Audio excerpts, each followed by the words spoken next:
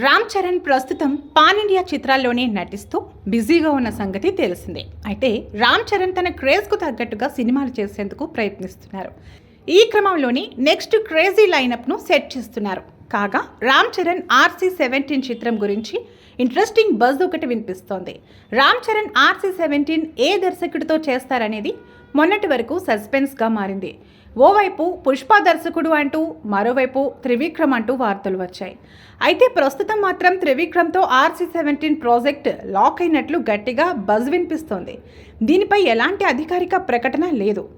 Ram Charan Trivikram project okay అయితే వీరిది fresh combination కానుంది. అయితే ఈ ప్రాజెక్ట్లోకి పవన్ కళ్యాణ్ కూడా రానున్నారని తెలుస్తోంది.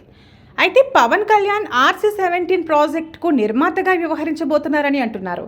ఇలా రామ్ చరణ్ పవన్ కళ్యాణ్ కాంబో సెట్ కానుందని అంటున్నారు. దీనిపైన కూడా మున్ముందు ఎలాంటి అప్డేట్ వస్తుందో చూడాలి. రామ్ చరణ్ పెద్ద చిత్రానికి AR రెహమాన్ సంగీతం అందిస్తున్నారు.